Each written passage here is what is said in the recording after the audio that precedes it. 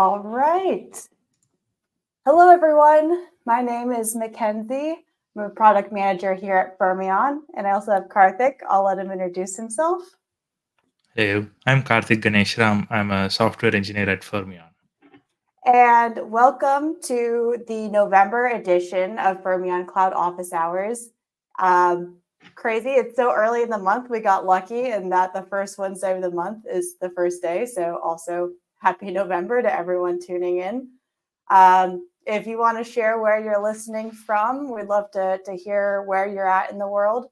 Fermyon, we're in, I think, 9 different time zones all up as a company, but this is kind of unique in that Karthik and I are both based in Washington State, so co-located office hours today. All right. Well, to get started, wanted to do a brief update of everything that's been going on since our last office hours back in October. We've been busy. October, we had our 1-year anniversary of Fermyon Cloud, which is actually crazy to think about. Time has gone by so quickly, and we've had an absolute blast working on the product and helping you guys build the best serverless applications you can. I will go ahead and link the birthday blog that we published out on the 24th. Take a look. There are fun, interesting features that you can try out that we announced on that day. I'll share my screen so you can take a look as well. Here's the blog that went out. So essentially, this is just a year in review of everything that's happened on Fermyon Cloud. And we've been busy. We've been working on adding a bunch of features to supplement your spin applications on Fermyon Cloud, whether that's custom domains, no ops DB, which we've actually recently renamed to SQLite database to store relational data, key value store. We've added quite a bit to the cloud to help you build real world applications that are full stack that make use of data persistence, custom domains for your blog, and also serverless AI. Out of everything we've built, Karthik, do you have a favorite feature that you've worked on and or built with or used in your application development? The no GPU, using Fermyon Cloud GPUs while developing locally has been really useful to iterate quickly on applications that I build locally. Oh, yes. We're going to walk through that today. That's a great example that we have up on SpinUp Hub where you can run your serverless AI applications locally and make use of the GPUs we host on Fermyon Cloud. Just taking a look in the chat, we have people from all over tuning in, which is very cool. Alexander from Lithuania. We have another person coming in from Brazil and Belgium. That name looks familiar to me. Great. Well, thank you so much for tuning in. And while we'll go over recent updates and try out a demo or tool, this is really office hours. So if there are any questions you have, throw them in the chat. We'll pause. We'll dive into them. Really love to hear from you. So definitely don't hesitate to throw out questions as we go.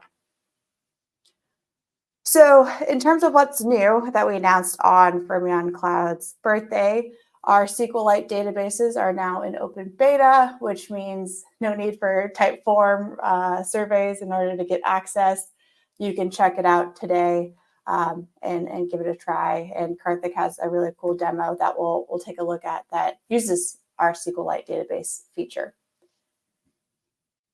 In addition, Karthik, do you want to tell the background story as to how this Explorer component came to be, since you were the one who built it and put it together? Yeah, so while I was building the AI apps with embeddings with SQLite, it was kind of necessary for me to be able to inspect the database to be able to debug stuff if when things didn't work or just make sure things were working the way they were.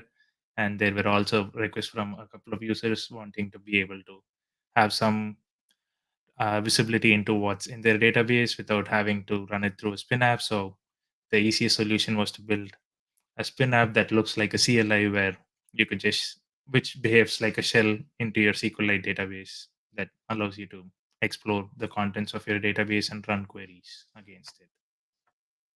Yeah, I've really enjoyed working with this particular feature. Just gives me such a better picture of what's going on inside of my SQLite database, and I like that we can use it as a component. So you simply add it to your spin application of choice, almost like an observability sidecar. So you're going to be able to take a look into what's running in your application locally with spin up, make no modifications, deploy it to cloud, and you still have that same tool to check things out and see how your application and your database are behaving.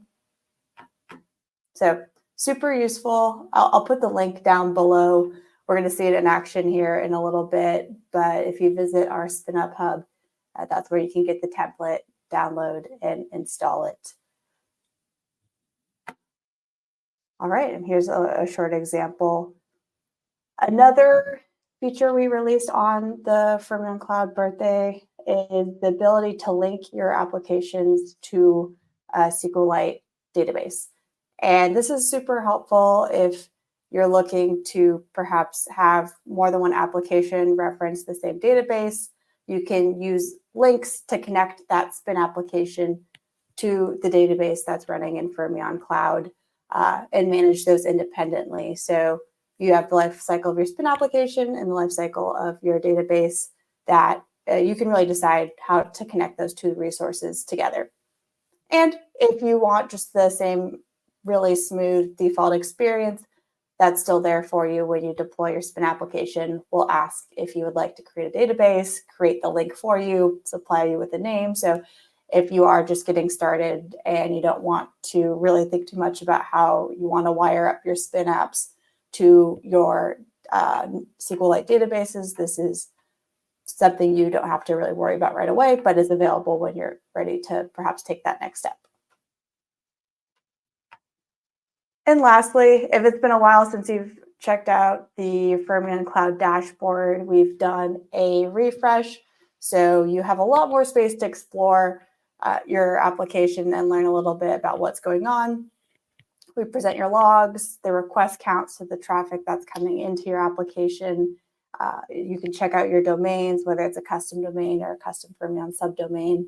So recommend visiting the dashboard if you haven't in a little bit and just check out those updates and let us know what you think. Or if there's something you were hoping to see and that's not there yet, we'd love that feedback as well. And that is the Fermyon Cloud birthday blog and review. You can read it in depth more on your own time. But yeah, that was essentially what we've been up to and what we've released in the past month. So we talked about a few different things, the new features we've built. And I think it's best to really see those in action, which is why I brought Karthik onto the office hours call today. He's going to be walking us through how to use those in a real world example. So Karthik, do you want to tell us a little bit about your blog recommendation application, how you came to build that? What was the inspiration? So when I started building examples with AI, I started with the inferencing, and building simple prompt-based systems was what we could build. Then we also had embeddings, and I was curious as to what I could build. Then on searching around, embeddings was used in context of finding similar documents. So something that sprung up was we could build a blog recommendation based on you're currently reading this blog. What other blog is similar to this, so that we could suggest to the user at their end of reading the first blog. So that's what I wanted to build, and I also wanted to see if I could get all functionalities available in Spin in a single app, like use KV, SQLite, and the AI embeddings all together in a single app, and this seemed to be the right fit. That's how I started building the blog recommendation app. Nice. I love how that tells a cohesive end-to-end story, like you said, with all of these Fermyon Cloud features and a realistic use case, right? We want to recommend blogs that we think will benefit the user, teach them about something they're interested in, and it's a great application of our serverless AI features. So should we go ahead and take a look at the application itself? Yeah, we could. All right. Yes. So before we begin looking at the code, the major part of this is generating embeddings from a given text. So embeddings are nothing but converting a string into like a vector of floating points, which the large language model understands. So that's Mhm. what an embedding is at a high level. And when we have embeddings, we're able to compare different embeddings and see how similar they are or how different they are. And that is what we will be basing on to decide which are similar posts to suggest to the user. So this app, yeah, is written in TypeScript and it has two major functions. One is for where you have a new post and you want to add it to the index of available posts that you can suggest from. And the other one would be when you're currently reading a post and you want to give the user a bunch of recommendations based on what they are currently reading. I see. So this will get called anytime a user visits a blog page, and we'll do a Yes. fresh load of the recommendations based on what we get back from the embedding results. Yes. So we have two endpoints. One of them is called add embedding, which is what we would use when we write a new article and we want to add it to the pool of available articles that to suggest from. So we could start looking at what add embedding does to begin with. So all it does is it gets a JSON request with a body saying this is the blog post page. Please index it is what it tells us. So and then we open a SQLite database, and the first thing we do is we fetch the title and description from the page, which is just some HTML parsing and just getting the meta tag for description and the title from the page, which is very specific to the particular blog that I used, which is the Fermyon.com blog. So we could look at it, but it's just parsing the HTML and just returns a title and a description for the given page. That's what it returns. Awesome. I love that we built this around our own blog. And if you're not familiar, that is fermyon.com/blog. If you haven't checked out before, we have lots of good, examples up there and use cases and really a gambit of different topics we chat about. And if you are just tuning in, welcome. This is the November Fermyon Cloud office hours. I have Karthik from Fermyon as well on the call, and he's going through a workload that he's built on top of our SQLite database, our serverless AI feature that makes intelligent recommendations on blogs based on the user's behavior. And he's walking us through how he's gone and built that. I'm curious if you've tried either SQLite or our serverless AI feature. Let us know in the chat. It'd be great to hear from you. And yeah, let's get back into it. One quick question though, before we get too much further. What does it mean to open a SQLite database, that line there on 20? So essentially what that means is you're saying I want access to this particular database where I want to write data or query data. When you do that, you just get access to your default database within your app context. Got it. Like Okay. you're essentially opening a connection to the database. Makes sense. So that has to happen in order for any sort of interaction going forward to be successful with our database, whether that's locally with spin up or in the cloud when we run spin deploy. Yes. Got it. So once you get the title and description extracted from the HTML page, what you would want to do is generate embeddings. And with the way Spin handles LLMs and the interface that it provides us, it is quite simple for us to generate the embeddings. All we have to do is call the generate embeddings function and pass it the model that we want to use to generate the embeddings and the content for which we want to generate the embeddings, which here is the description, because we are going to compare the similarity between descriptions of different blog posts. So once we pass it and we get an embedding, then what we want to do is we want to store it in our SQL database for future reference when the new when requests come in asking for recommendations. So this is just a SQL query that you would normally use, and then this is the more interesting step in using the SQLite database here. When we say update virtual tables, what we are doing is we are essentially using a module called VSS, which is Vector Similarity Search, which is available for SQLite as an extension, which allows you to do some vector operations in an efficient manner.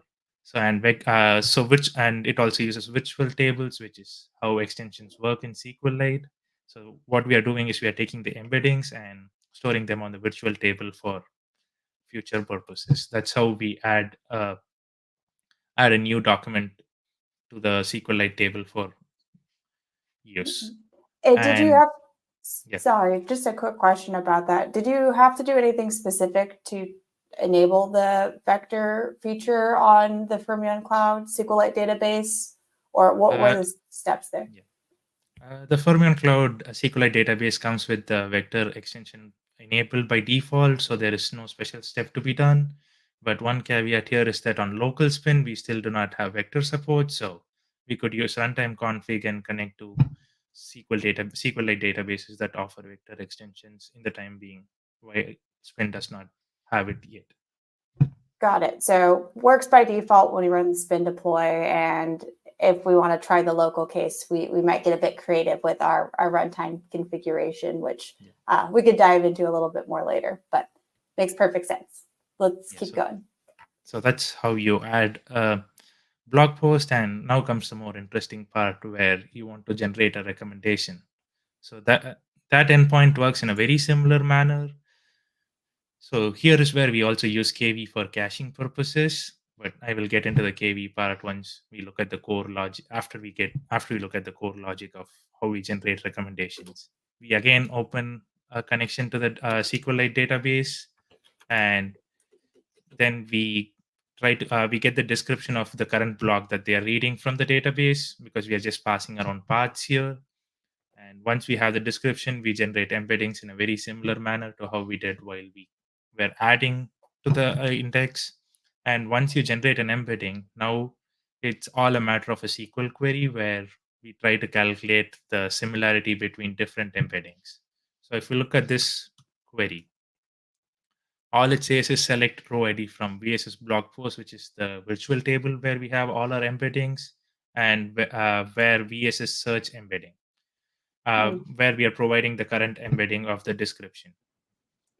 And so if what this query does is it goes and finds and when I have a limit of 6, so it finds the 6 most similar embeddings from the blog post and it returns it back to us. And then we are able to map it back to URLs and titles. The reason we are, yeah. Question. Well, how do we decide 6 as being our number, and roughly how long does this process take? Because I'm assuming if we're calculating on page load, we'd want it to be pretty performant so that the recommendations pop up in a reasonable amount of time. Yeah, it's a good question on the number 6. It's rather arbitrary. I wanted 5 recommendations on each post, but I had to choose 6 because the embedding that's closest to itself is itself. So you don't want to recommend the same post when they are reading that exact post. So you just want to remove the first recommendation out and then use the other 5. So 6 is actually arbitrary. It's whatever number of posts you want plus 1. Got it. And since the query runs entirely on the database with vector extensions, it is rather fast, and the user should, by the time they scroll to the bottom of the page where the suggested posts exist, it should have already loaded in. Perfect. And once you have these URLs and titles, all you have to do is just send it to the front end for it to display in whatever manner it feels appropriate for that particular website. Awesome. So that's how it entirely works. And where KV comes into part here is once you generate a response of recommendations, you just want to cache it for a period of time, because you don't want to keep regenerating those recommendations on every request, because nobody's going to be publishing blog posts every second or every minute. So you cache it for like maybe 10 minutes or 15 minutes so that you don't need to be calling the LLM on each request. So the KV here is used for caching, and the SQLite is used as the vector data store, and serverless AI is used to generate the embeddings here. That's the entire thing playing together here. Yes, a nice trifecta of those 3 features. And just a brief recap, folks, as you're tuning in, welcome to November Fermyon Cloud Office Hours. We have Karthik, and we're going over our blog recommendation app. We've talked a little bit about vector databases, how to use embeddings with Fermyon Serverless AI, and how we're also using our key value storage to cache everything. All of this required no infrastructure setup too, right? I mean, we haven't gotten to the deployment step, but it sounds like we've talked a lot about application logic and not so much about having to worry about provisioning any of these resources. Would love to dive into how we're allowing this application to access these different resources and maybe take a look at our application manifest. Yeah, so that's where I was exactly headed next. So this is the Right. application manifest, and we have two components here, one being the blog recommendation component by itself that we looked at right now, and the other one is the component that I use for debugging, which is the SQLite Explorer component, which you can use to explore the database. So, and that's the entire part here. And the key part in the blog recommendation component is, since Spin is deny by default and allows access to only things that have explicit permission set, you'd have to enable, or you'd have to provide permission to use the all mini LM L6v2 model. Otherwise, when you run the application, you're going to run into an error saying access to model not allowed. I So you see. kind of have to provide that. That, and how did you know which model to provide there? I just chose what Spin comes with default. Nice. It's the Yes. So, default embedding model that Spin comes with. and if folks aren't familiar, we do document our supported models. If you visit fermyon.ai, you can see more about our documentation, but that has the list of what we support. If you're interested in maybe seeing a model that we don't have today, we'd love to hear from you. Or if you have any questions about the feature in general, definitely throw them into chat and we'll walk through them. That's a great resource for you to visit. But that makes perfect sense. And I guess taking a step back, spin.toml application manifest, what's like the 3-sentence summary of what this is to an application developer, if you had to summarize? So, application manifest just describes how your application behaves and how things are put together and what permissions each of the components in an application have. Makes sense. And So how you build those components. basically summarizing all the different services, roughly what their permission sets should be, and they're deployed as a cohesive unit.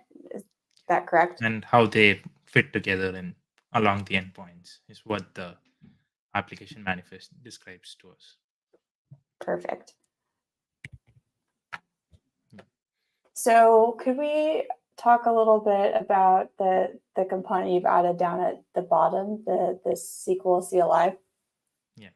So that's the SQLite Explorer component. We could actually start looking at it and discuss it as we look at how it looks. So before we get into that, the one other thing that we'd have to look at is the runtime config.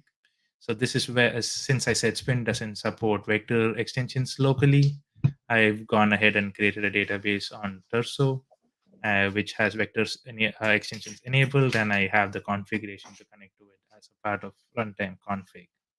This is a fun part of Spin that I enjoy because it's like I develop locally, and then if I just want to use some other database, I just put a runtime config. I don't need to recompile the code or anything. It just works by just Awesome. switching. And the second one is my favorite part that helps me a bunch. It's the Spin Cloud GPU plugins runtime config, where otherwise I'd have to download the models locally and then use my CPU to run both inferencing and embedding. Instead of doing all that, what I could do is I could just move all the computation for the inferencing and embeddings to the cloud and take advantage of the GPUs on cloud, which for one, I don't have to download those big models. And then I don't have to spend quite a while waiting for the responses to be generated. Although embeddings are quite fast, even locally. Yes, I can attest to having the ability to connect to Fermyon Cloud's GPUs remotely is super helpful. You don't have to sit around and wait. It's super quick and you don't have to worry about putting your models in the right place, all that good stuff. It's 4 lines that you add to your runtime configuration file and it just works. So big fan of this feature. It's available, or to learn how to use it, we have it on our SpinUp hub, which is our developer hub for all of our great templates and workload examples. So definitely visit it so you can go ahead and try this out next time you're looking to use Fermyon serverless AI. And then I also wanted to just dig into the SQLite database line a bit more as well. So to summarize, you've added this because locally you're not using the default SQLite database Spin provides, but you've actually gone to Terso and created a database that you would like to connect to your local Spin application. Yeah, Okay. that is exactly correct. And when I created the database on Terso, I remember to enable the vector extension so that I can store the embeddings and do the vector similarity search on the SQLite database. So Yeah. that's how the runtime config works. And one thing I skipped over on the spin.toml was we have a couple of variables called SQLite username and password. These just exist to make sure you're authenticated to access the SQLite CLI, which allows you to query the database that the Spin app is connected to. I've Right. already gone ahead and set up those on my terminal, I believe. I'm just going to check if I have the username set up. So Can check that. It makes perfect sense. We don't want everyone to have access to our credentials. While we're double checking that, we have a good question in the chat. Embedding is like vector database data that you use to make an inference. Would you say that's a fair summary? yeah, so the embeddings, yes, but currently on the current application that we are demoing, we are not doing any inferencing, but using the vector DB data and providing it as context to LLM models that do the inferencing is a quite common application. Got it. And in this use case, we're just using the embeddings as a measurement because we have a fairly small sample size where we know we're going to display 5 blogs. So we're Yeah, doing the because we most are not similar. yeah, we are not trying to generate new content or generating responses. We are just trying to find what is the closest in the existing list. So we just calculate the similarity there. So there's no inferencing on this part. But this example can be further improved into a lot like a chatbot that gets context from the embeddings before it responds to users. So it knows more about what specific question has been asked. Yeah, that's a great question, though. And we have examples for inferencing and embedding on SpinUp Hub, but I don't know if we have one that combines them both together. So if folks are feeling inspired, we really do love community contributions on our developer hub. So feel free to reach out to us on Discord if you want to brainstorm putting something together to showcase both at the same time. Yeah, so we could start running this app. So when we have a runtime config, usually we just do a spin up to test locally. But since we have a runtime config and we want to use the non-default database and also use the cloud for compute on embeddings, we just pass in the runtime config file as an argument to spin up. And once we do that, we have the app started, and let's take a look at the Right. So we're I bringing up open SQLite Explorer, which will be essentially our shell experience to see what's going on inside this database. so I've And already indexed it because indexing all the blog posts is a slow process. Not a slow process, but it takes about 2 minutes and it's quite boring to look at. So I've already gone ahead and indexed all of it. So this is it's the shell that we have. kind of like a And cooking show. Sorry to interrupt, but you know, when you put in the cake batter, you take out the fully baked cake in the next minute. yeah, so it supports a few of the dot commands, although it's not like fully up to the spec, but it does help with debugging enough. For example, just select the first title that is available in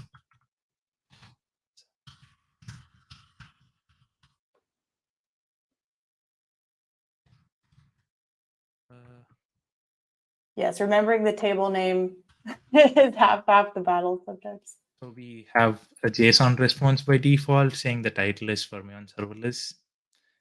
And we could also go ahead and change the format to be table, and we can run the same query and we get it in terms of a table formatting. So whatever the preference is here, you could do it that way. Oh, cool. That's a And little easier on the eyes. Sometimes when your data gets to a certain point, JSON can be overwhelming. So that's cool. We support both formats. Yeah, so this is how we could look at it, and we could also select everything on one post to see what the structure of the table looks like.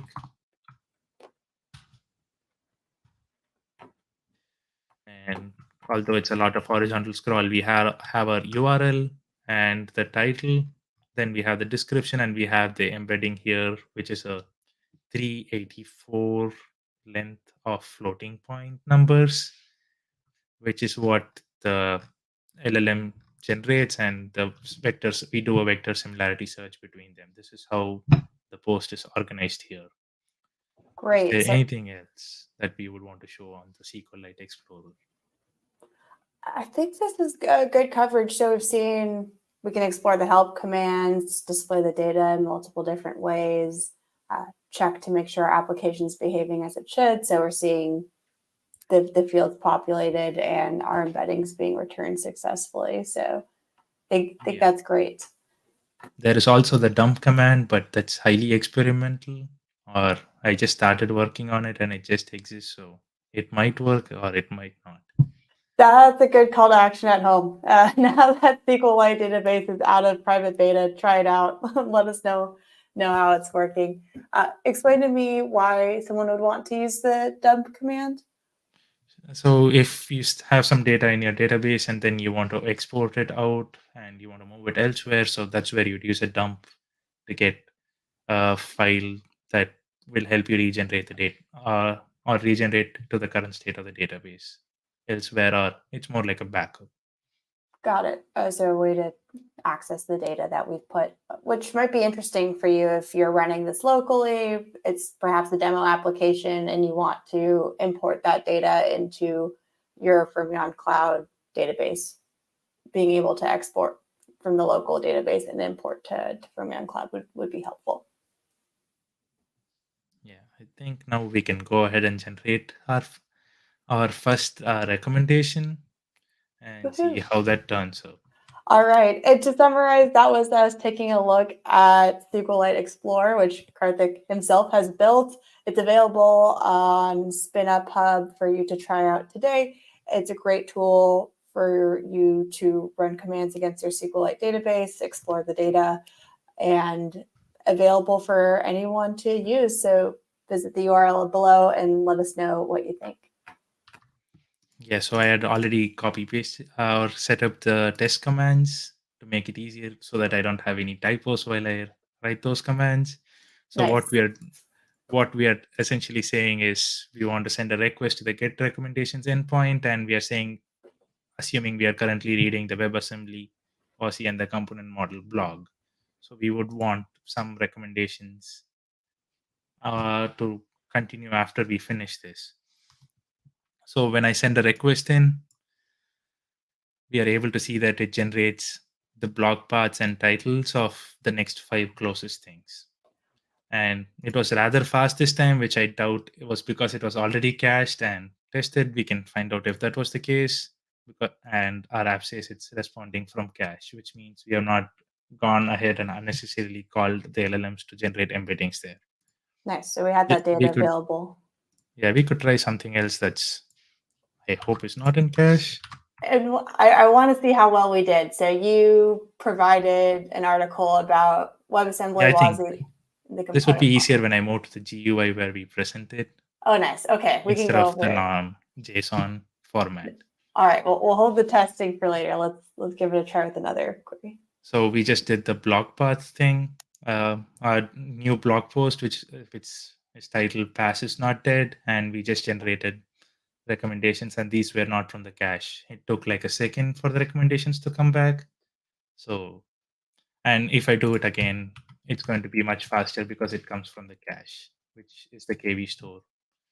So, and now if we have to move to the UI, I also have it set up here.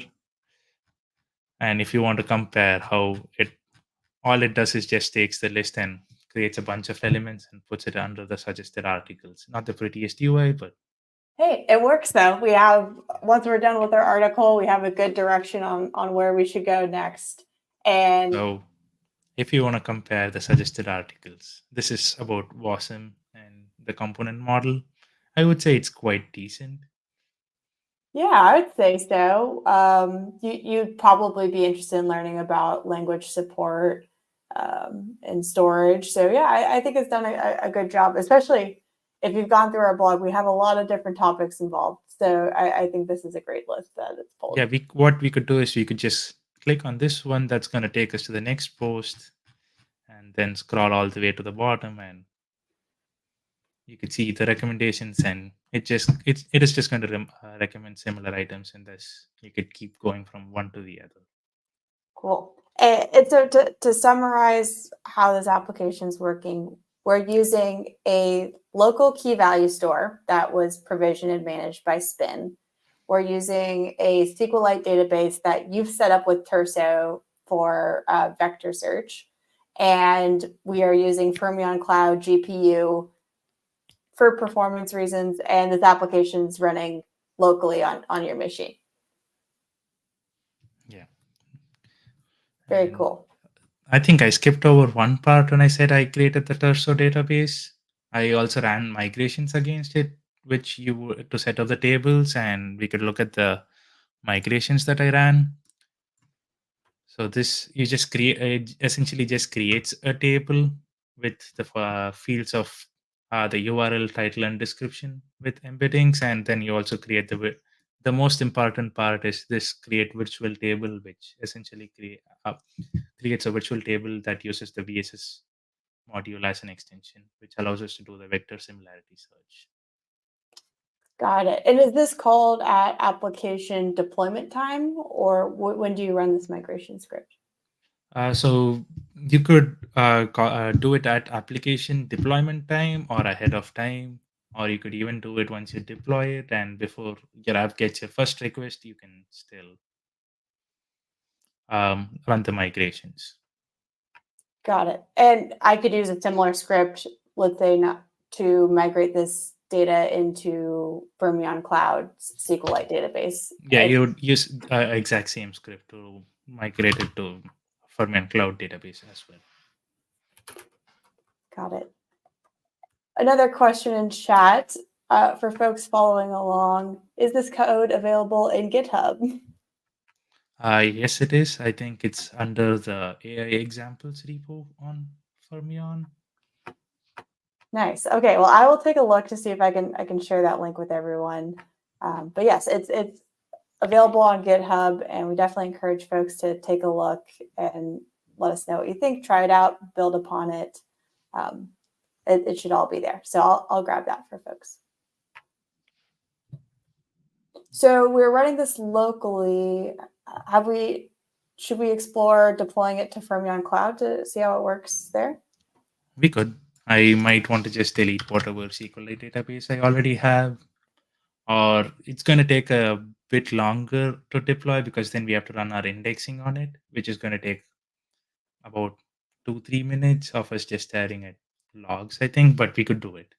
Let's try it. I think it'll be interesting to go over how we go about deleting or creating a SQLite database too.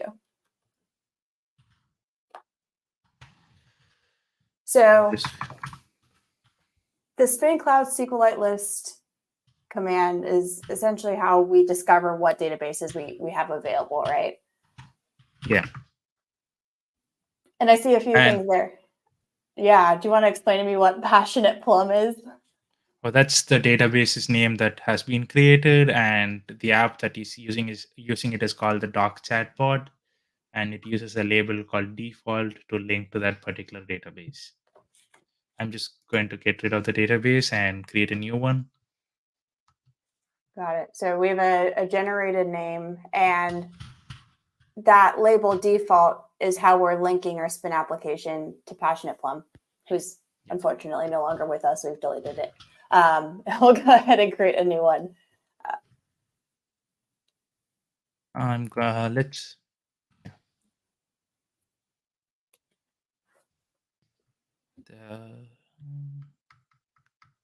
Yeah, since the SQLite database needs us to specify a password and username, which I forgot, Spin is reminding us that you cannot deploy it without, because those are required spins, just telling us you need to set them before it can be deployed. That makes sense. So we've secured our SQLite Explorer with a username and password. That same practice we've used with our key value Explorer. So similar concept, right? The ability to examine data inside of our data store. Both of those are password protected. Those passwords are available in the application Yeah, I'm just going to manifest. use some random password for now, so it's not going to exist right after the stream. So All right, temporary password for now. Okay, so this is deploying our spin application to Fermyon Cloud, and we're and getting then prompted. since I just deleted the database, the Spin Cloud plugin is asking me, do you want to use an existing database or to create a new one? Since I don't have any on cloud, I'm just going to go ahead and create a new one. Got it. And yeah. So we weren't really opinionated on what we wanted to name it or connect it. So we're going to get a randomly generated name and a label to connect our application to that database.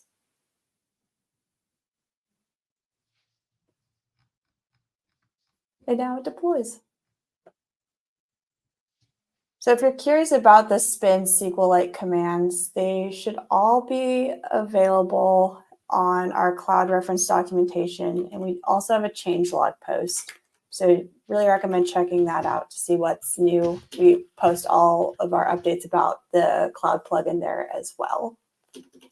So I'll share that. I just ran the help command to see the different options that we have that we could run using the Spin Cloud SQLite command.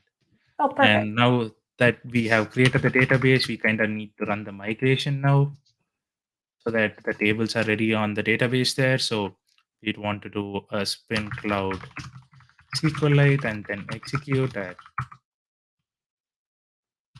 So if we were to open the Explorer right now and crack into the database, we wouldn't see anything, right? There'd be no data, no tables. Okay, I need to provide the database name, or I could provide label, which is,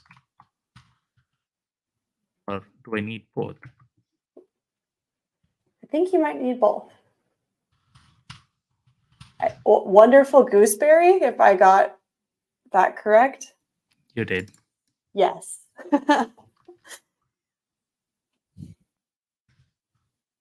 Oh, what? Some live formatting going on right now. Oh, So, I cannot use both. Okay. So to summarize where we're at, we've run our application locally successfully with SQLite database. Now we want to take it to the cloud. We've provisioned that SQLite database on Fermyon Cloud, and we're in the process of migrating our table schema and data over. Okay. Here we have our URL for the SQL CLI on cloud. So when I'm looking at this, I'm only getting information about my database running on Fermyon Cloud, correct? Yeah. So if we look at the URL, it's running on fermyon.cloud. And this is we are connected directly to the database on Fermyon Cloud. And if I do a select star from tables called blog posts, it's currently empty because we haven't done any indexing whatsoever.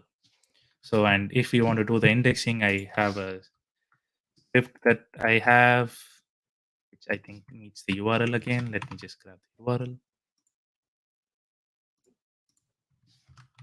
All right. Oh, do you have a custom subdomain on that? I do not currently have. Or yeah, I think I already have deployed this app, so I already have the custom subdomain set on it. It just updated the existing app.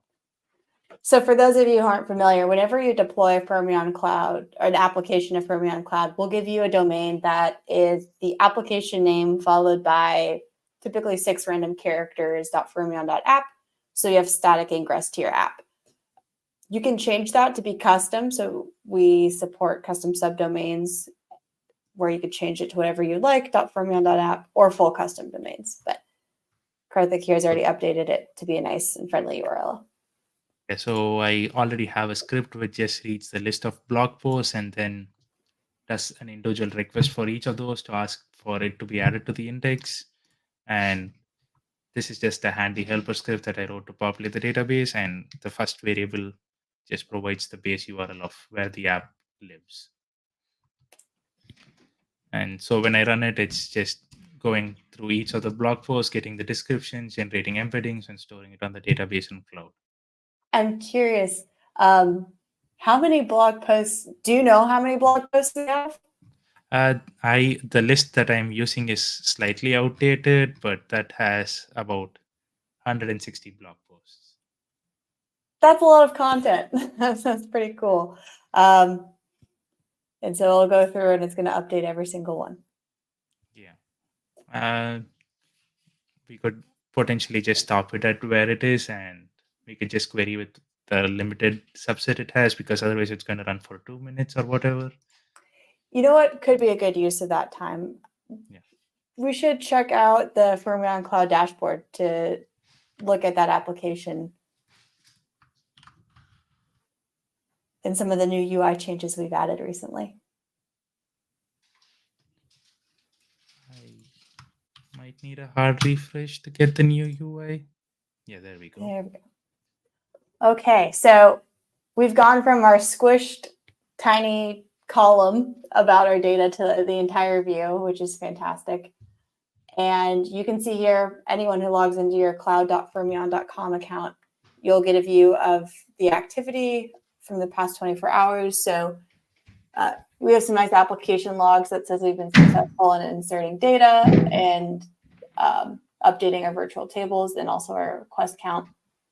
Do you mind clicking on the metrics tab? I'm curious to see what the traffic has been. So we have had 69 requests. All of these are the indexing requests that have come through. And it's going to be going higher and higher until we finish indexing all the posts. Nice. How granular can we get? Do you mind clicking on that? Yeah, we'll see the past one. There we go. So we're going to watch and see how it grows in terms of traffic as we update everything. In the meantime, we could just look at the domains where you could go and edit your subdomains. This is where I had already set it to be blog recommendation instead of the default generated blog recommendation followed by a random string. So this gives us a clean URL to work with. And we also support adding custom domains that you could add your own custom domains. Nice. And custom Fermyon subdomains are first come, first serve. So if you have, like, let's say a GitHub handle you want to reserve or anything like that, it's super easy to do. It's just a matter of hitting that edit button and you can apply it to your application of choice. Yeah. And the thing that I like about the new UI is the logs, which make it a bit easier. And you can see that we have been inserting a lot of data into the table for the different blog posts here. Yeah, we did some nice cleanup on timestamps and just general formatting. So it should be a lot easier to read and search between. And looks like we have finished indexing all the queries. So since we do not have a UI, and we would run into cross-origin errors if I try to run it on the browser, so we can just do a curl request to see how it works. I'm just going to copy the test command again. And instead of querying it against localhost, let me just again grab the URL. Yep. Good call. Avoid typos where we can. And now we are able to get it from cloud, which we ran. This is coming straight from Fermyon Cloud. Awesome. So rather than use your Terso database you had locally, we're now using Fermyon Cloud SQLite. We're using Fermyon Cloud's key value store, still using the same GPUs. And now our spin application is running on Fermyon Cloud Compute as well. That wasn't too bad in terms of migration. We did a little database work migrating the data, but it was pretty easy. Yeah, that's the thing I like. It's the same experience about building it locally and moving it to cloud. I didn't have to change any part of my code whatsoever. All I had to do was just deploy it to cloud and just set up the database. Not bad And at then all. and I didn't have to do anything with provisioning databases or anything. It was all done, and I just had to run a migration against it to set up the tables. Yeah, not too bad. We talked a lot about a lot of helpful tools to get us to that place today, right? The SQLite Explorer, the Spin Cloud GPU, which gives us access to GPUs while running locally. Maybe we can visit the Developer Hub and just take a look at where those examples are at, so folks know where to look themselves.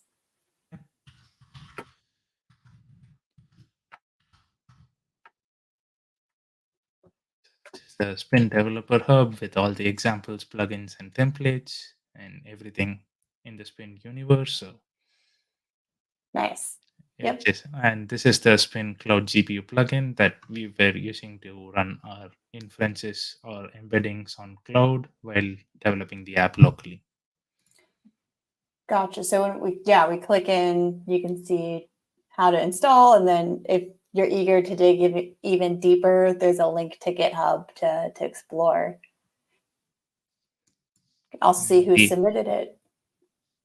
So this one's by Fermyon. It's specifically Karthik. You built this. We also accept community contributions as well. So I think there should be a button on here that walks you through how to do that. So that's the add new, and it takes you to the contribution guide of how you would go ahead and create a new submission for the Spin Up Hub. Perfect. Yeah, it's not too bad at all creating a pull request with a little bit of metadata about what you've built. And really, we're just interested to learn about what's top of mind for you, even if it's just a simple API that's helped solve an interesting problem for you.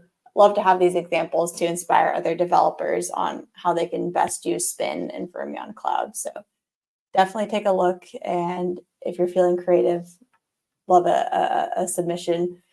One of my favorites is the dog feeding tracker that Matt Butcher, our CEO, built to help his family organize around when to feed the dog, so it couldn't trick them anymore. So Yeah, that was quite a fun one.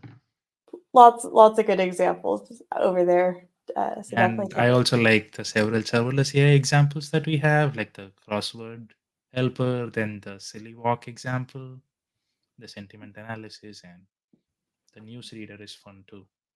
Yes, the crossword helper, basically like having a professional crossword puzzle solver in your house. Should we check that one out? We did a lot of exploration on embeddings, and that seems like a good example to talk about inference. So that's again a TypeScript app.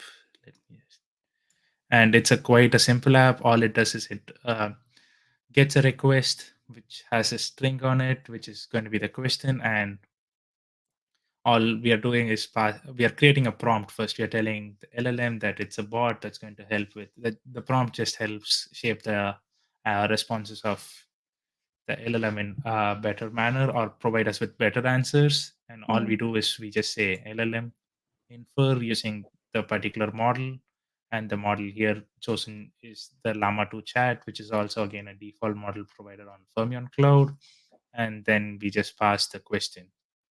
I see. So we're asking the LLM, like if I had a crossword, what's a 6-letter word that second character is S, and it would give us some guesses. Yeah, so we could look at the app manifest before we run the example quickly. So the first one is just the AI component that's going to do the inferencing for us. And like we saw earlier, we have to provide it the permission of Llama to chat for it to be able to use the model. And then again, we have a second component here, which is the file server, which is going to which is a static file server, which just serves the static assets for our front end, the HTML, CSS, and JavaScript for it. Got it. So we have our API component, which calls the models running on GPUs owned and managed by Fermyon Cloud that we don't have to worry about setup. We just open that up, and then we have our front end component so that there's something for you and I to interact with and hopefully solve a crossword puzzle. Yeah.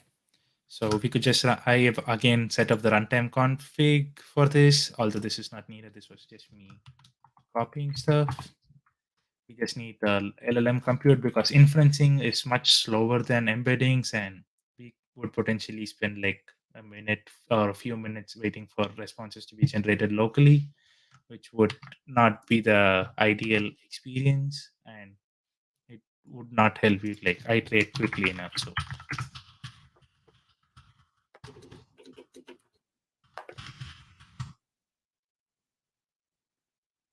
I'm already running Sprint. So oh yes, so you can't run two Spin the same applications concurrently locally. Got it. Oh, you could run it. You could run two applications, but they need to be on different ports. I was trying to run both of them on localhost 3000. I see. So this is the crossword helper. Do you have a crossword question that we can ask in the chat? That's a good question. Let me look it up. If anyone's listening in and has a good crossword question, let us know.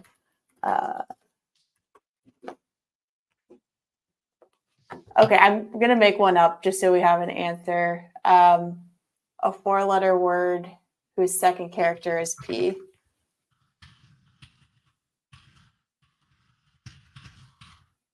I'm going for spin.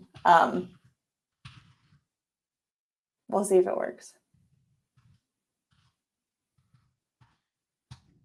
Let's get a hint. And we are waiting for Llama, and not quite good answers here.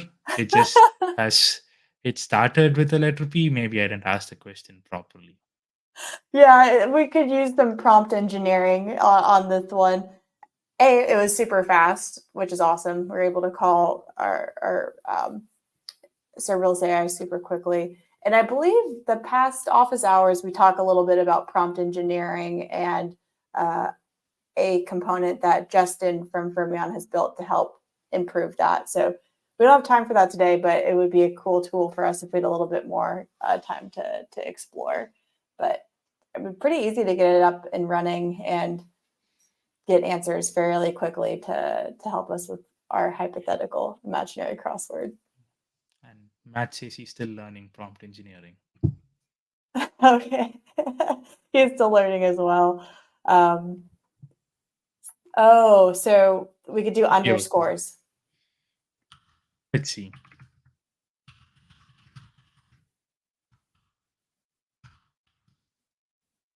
Do they need spaces? Yeah, let's try that.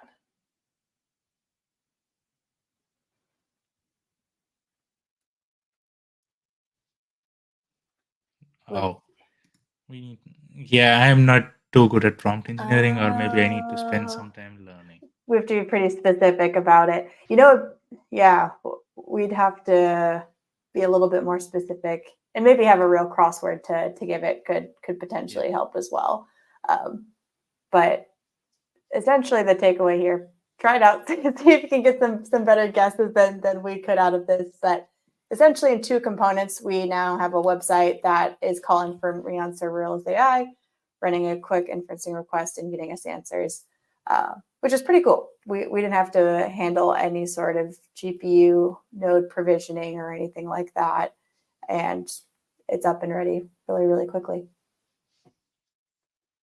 All right, well, we've covered a lot of ground today. We've discussed the new features that Fermyon Cloud's cranked out this past month. We've taken a look at how to use them all together with Karthik's blog recommendation app, which we've shared in the chat, using SQLite, using embeddings, using key value store for caching. And we've also taken a look at this crossword helper application as well. Anything else you want to share or wrap up with, Karthik? Thank you so much for chatting with me today. Hope you've had fun. Yeah, this was a lot of fun, and I'm looking forward to building more apps with serverless AI. Yes, definitely find us on Discord to chat if this has inspired you to build something or there's open questions. We're always there and love to hear what you're thinking about. And with that, we're running out of time. So thank you so much for tuning in, and we will see you next month on the first Wednesday of December. All right. Bye, everyone.